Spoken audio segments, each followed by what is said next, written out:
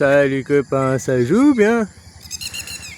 Tu vois, il y a Artemis 2 là, qui sont par là-bas, vers la Lune. 400 000 km. Bon, moi ça me fait poser des questions quoi. On se déplace, on est en train de suivre le soleil à 780 000 km à l'heure. Mais la fusée, elle se déplace pas. Elle se déplace comme ça, quoi.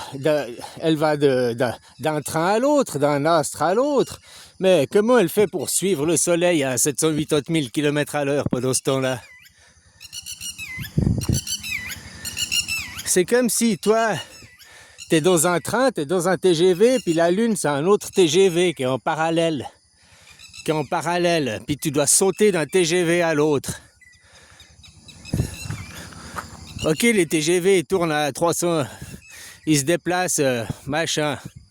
Mais tu dois sauter d'un TGV à l'autre. Qui ces TGV se déplacent dans un sens, entre les deux TGV, il y a le vide spatial qui se déplace à 780 000 km à l'heure, quoi, le vide spatial. Donc, moi, ça me pose des questions, tout ça. Ou la station, ou Artemis, tout ça, on se fout de notre gueule. Ou alors la Terre, elle bouge pas comme, tu vois, les animations maintenant qu'on te montre 3D, où t'as le soleil qui avance à 780 000 km/h, puis tu vois les astres qui tourbillonnent et le suivent comme ça, qui suivent le soleil. Moi, je veux bien être comme ça, autour du soleil, puis en même temps avancer, suivre le soleil. Ça, il n'y a pas de problème. Mais maintenant, comme je te dis, notre fusée qui va passer d'un train à l'autre, qui va aller sur la Lune, elle, il y a un problème. Là, si je prends par exemple ces deux, là, je vais prendre deux petits cailloux, je vais faire une modélisation. Peut-être des fois, alors, il y a la Terre, il y a la Lune, hein? Hein, on s'en fout qu'elle tourne, là, en parallèle, on va dire. Moi, je vais me déplacer de là à là, d'un train à l'autre, quoi. Hein? Elle tourne autour, le parallélisme, il tourne autour. Mais pendant ce temps, celui-là, le tout, il fout le camp. C'est le vide spatial, c'est pas la Terre, il n'y a pas du fixe. La petite fusée qui est là, au milieu, pendant qu'elle fait ça, les deux autres, je le fais dans le sens, les deux autres, ils avancent à 700, elle va se retrouver en arrière. Ou alors, faut qu'elle reste attirée par la gravité spatiale, la gravité terrestre, pour pouvoir graviter, puis après s'attacher à la gravité de la Terre, de la Lune, pour revenir à la gravité. Si elle perd à un seul moment la gravité d'un des deux astres, ça va être la gravité pour eux, ils vont partir et jamais pouvoir revenir se coller au wagon, quoi, se coller au train. Si tu comprends ce que je veux dire. Sauter d'un train à l'autre, c'est facile, à 3 mètres d'écart. Là, il y a 400 000 km d'écart, et puis c'est du vide spatial entre deux, quoi. Tu sais, si les trains, il n'y a que 2-3 mètres, t'as pas besoin d'aller vite pour sauter d'un train à l'autre, quoi. Mais faut quand même sauter... si tu vas pas assez vite, tu vas pas atterrir dans le wagon en face, quoi. Tu vois ce que je veux dire?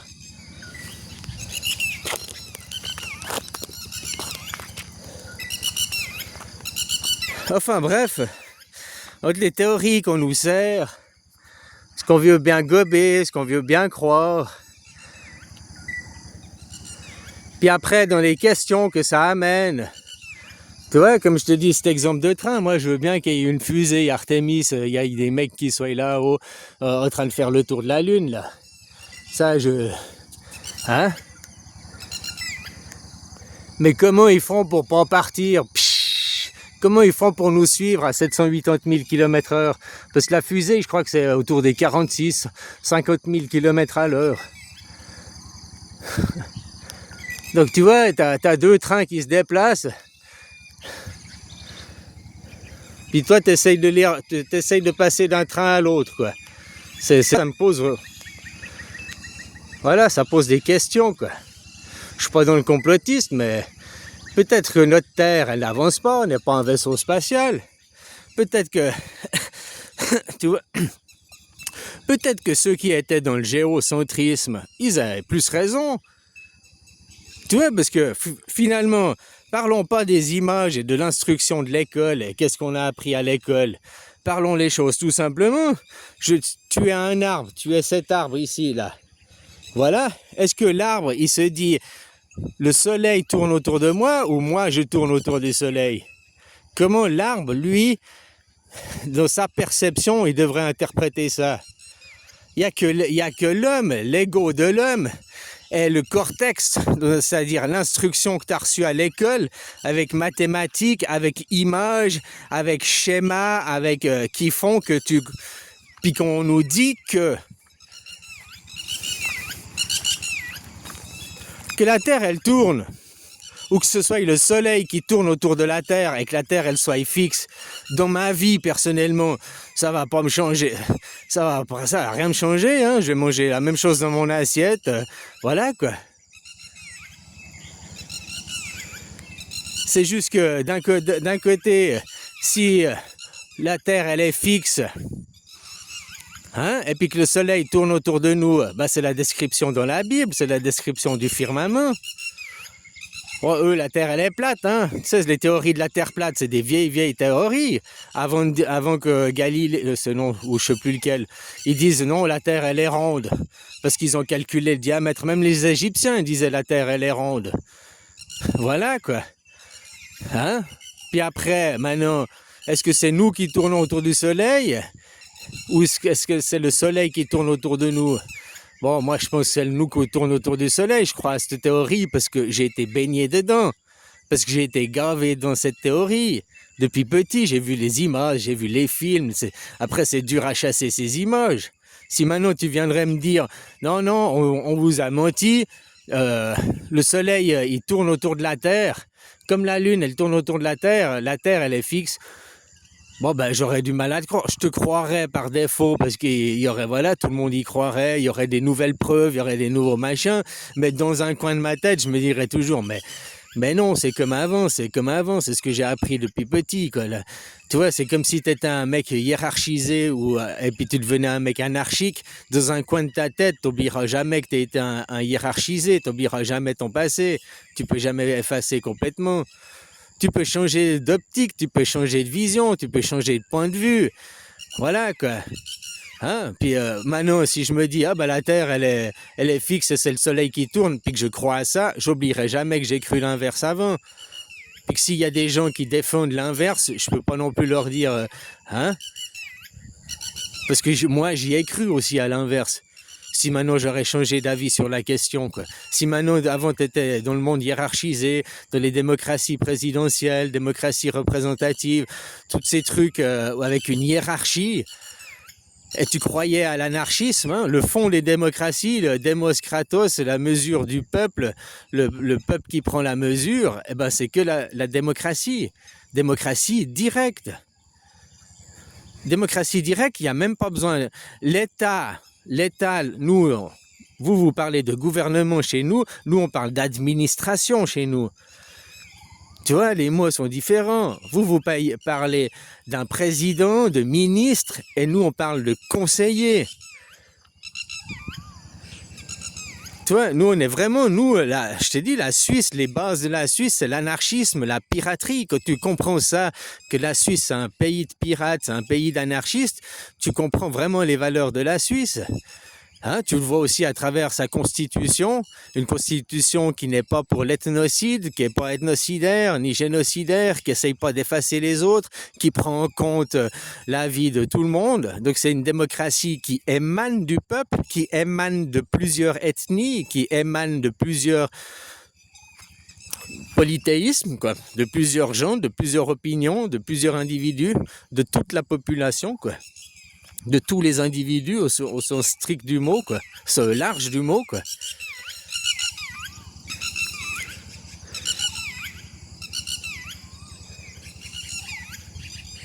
Donc voilà, la démocratie, demos kratos, le pouvoir au peuple. La seule démocratie au monde, c'est la Suisse, parce qu'on est vraiment... La démocratie ne peut aller qu'avec l'anarchie, ne peut aller qu'avec la piraterie. Voilà, puisque c'est le pouvoir au peuple. On demande au peuple son avis, oui ou non, sur la question, on demande son opinion.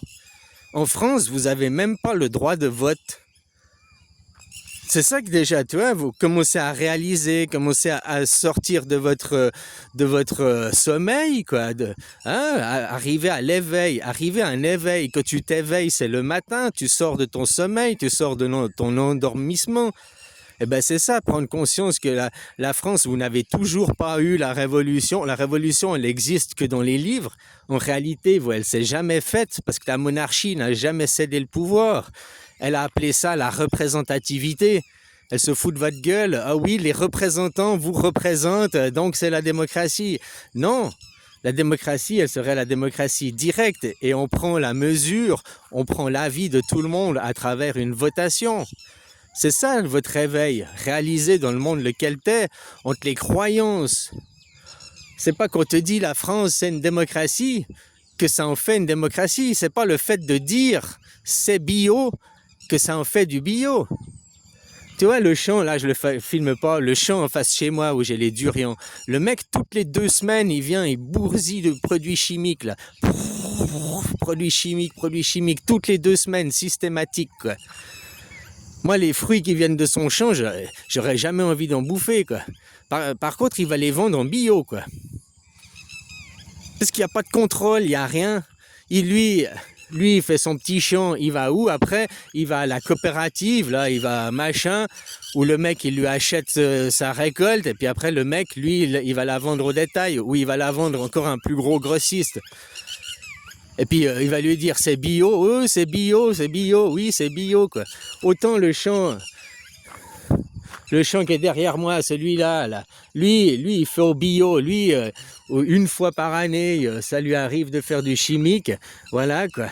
Mais l'autre à côté de chez moi, c'est toutes les 2 semaines, c'est systématique, c'est chimique. Après il y a l'arbre, tu vois les fruits, les durians quoi. L'arbre il est gorgé de chimie, et puis le fruit se gorge de chimie. Ça, ils sont petits, quoi. Ça, c'est petit, hein, par rapport à la taille de ma main, quoi. Normalement, ça monte, ça fait 30-40 cm de diamètre, ça peut faire 4-5 kg, quoi. Tu prends ça sur le plat, mon gars, t'es mort, hein. T'en as un qui te tombe sur la tête, salut, quoi. En plus, avec les pics, là, ça fait hyper mal, c'est hyper pointu, ça fait hyper mal, quoi. Mais bref, voilà, ce que je voulais dire, c'est que là, c'est le début des fruits. C'est mois de mai, fin mai qu'ils récoltent, quoi. Voilà, dans 2 mois, quoi. Il y a 1 mois en arrière, ils étaient en fleurs, quoi. Bref, le mec, tu vois, ce que je disais, entre la croyance, toi, tu vas acheter ton fruit bio, ouais, c'est du bio, machin et tout. Et puis moi, je vois le paysan faire. Alors, il y a des paysans, comme je viens de dire, ils font bio, puis il y a des paysans, ils font pas bio. C'est ça de se réveiller de son sommeil. C'est pas qu'il y a une étiquette. Bio, ça veut dire faire naturellement les choses, quoi, sans chimie. Bio, c'est naturel. Ça devrait coûter moins cher en bio qu'avec de la chimie. Vu qu'avec la chimie, tu mets des produits phytosanitaires, des produits chimiques, des engrais, tu dois acheter les engrais, puis tu dois passer du temps à les mettre sur ton champ, quoi. Donc ça devrait coûter plus cher des produits avec l'engrais que des produits bio, quoi. Puis viens pas me dire, oui, mais après c'est une question de production à l'hectare. Ouais, il y a peut-être un truc de rapport à l'hectare, mais c'est pas du simple au double non plus. Les champs bio, ça produit presque autant qu'un champ qui est pas bio, hein. Après, ça dépend le champ, ça dépend les cultures, ça dépend où, hein. Quand on veut faire du maïs en France, qu'il faut arroser, irriguer, parce que le maïs, c'est normalement à planter dans des marécages, quoi, hein. Tu vois, il y a aussi tous les paradoxes que l'on fait, parce que nous allons faire des cultures qui sont pas appropriées au sol, pas appropriées au climat, hein. Puis on est comme ça, on va vider nos nappes phréatiques, on va les gorger de phosphore et de tout ça, quoi. Voilà, quoi. C'est la même chose pour tout, sortir de votre sommeil, rentrer dans l'éveil, vous éveiller. C'est pas que la France, on lui donne une étiquette de démocratie, que ça en fait une démocratie. La Suisse, on colle une étiquette de démocratie, et c'est une démocratie, vu qu'il y a le vote direct, vu qu'ils ont aussi une constitution. La loi des lois en Suisse, c'est la constitution. Il n'y a pas de président, il y a pas de... Voilà, c'est la Constitution. Pour tout le monde, c'est la même loi, quoi. La Constitution, c'est quelque chose qui n'est pas corruptible, c'est quelque chose qui n'est pas pervertible de lui-même. On peut aller corrompre, on peut aller pervertir la Constitution, on peut aller modifier les textes. Oui, mais ça, c'est de la triche. Normalement, il faut voter, tu vois ce que je veux dire? C'est quelqu'un qui doit venir le faire. Parce que de elle-même, la Constitution, elle n'a pas d'ego. De elle-même, c'est un bout de papier, c'est des tablettes, c'est mort. Donc de elle-même, elle va rester figée dans le marbre, la Constitution, quoi. Comme elle est en Suisse depuis 180 ans. Depuis 180 ans, en Suisse, on est le même système politique, hein. Combien il y a de nations qui sont, depuis 180 ans, le même système politique, qui sont restés le même? En France, déjà, vous avez changé combien de fois en 180 ans de politique? Il y a 180 ans en arrière, hein, maintenant vous êtes européen, mais avant il y a la 5e République, il y a eu 4e République, 3e République, c'était ça, il y a 180 ans en arrière, la 4, 3 ou 2e République, je sais pas exactement, quoi. Hein, donc vous avez changé déjà de régime politique. Nous en Suisse, on a la stabilité, quoi. Toujours le même système politique depuis 180 ans, la même monnaie. En Suisse, on a la plus vieille monnaie qui est encore battue, quoi. Le franc suisse, c'est la plus vieille des monnaies encore en circulation qui existent au monde. Pas les billets, on les a refaits, hein, les billets. La monnaie, je parle de la monnaie. Toi, tu as de la monnaie, maintenant c'est l'euro, mais avant tu avais du franc français, puis avant tu avais de l'ancien franc, puis avant tu avais... Hein? Voilà, donc toi, en 180 ans, combien tu as fait eu de monnaies qui ont été battues, quoi? La monnaie suisse, c'est la plus vieille monnaie au monde qui est encore battue, quoi, qui est la même. Voilà, quoi. Alors tu vois, c'est pas coller des étiquettes qui font une démocratie, mais c'est de faire un système. Et puis ça appartient à vous les gens de récupérer les clés de votre maison. Il en va de votre responsabilité, quoi. Tu sais, dans les livres d'histoire, ce sera... De toute façon, vous passerez en démocratie directe. Il y a 2 choses que ce sera écrit dans les livres d'histoire. Il y a une histoire, c'est écrit Macron a donné sa démission et a installé la Constitution. Ouais, Macron, le héros des Français. Ouais, Macron, super héros, quoi. Ou bien alors, il y aura une révolution, enfin pas une révolution, une grève générale. Et vous, le peuple, vous demanderez la Constitution. Et on dira, le peuple, les paysans, les païens se sont levés et demandé la Constitution, quoi. Et on coupait la tête du roi pour ne jamais remettre de roi, pour y mettre une Constitution. Vive le peuple! Voilà, quelle histoire tu veux pour dire à tes enfants? Dans les 2 cas, ce sera bah Macron, hein, fini le président, puis ce sera la Constitution. Mais dans un cas, ce sera le peuple qui aura demandé la Constitution, ce sera le peuple qui aura gagné sa souveraineté, et dans l'autre, bah, vous aurez toujours la représentativité, vu que ce sera Macron qui vous aura donné la Constitution, donc derrière, ce sera toujours la monarchie, les oligarques qui contrôleront, quoi. Comme c'est depuis votre révolution, il y a 240 ans en arrière. Vous faire croire que tout a changé alors que rien n'a changé, c'est le sophisme. Ils sont vachement doués, ces gens, hein, quand même. Le monde à Judas, quoi. À coller à la Suisse, le monde à Jésus, quoi.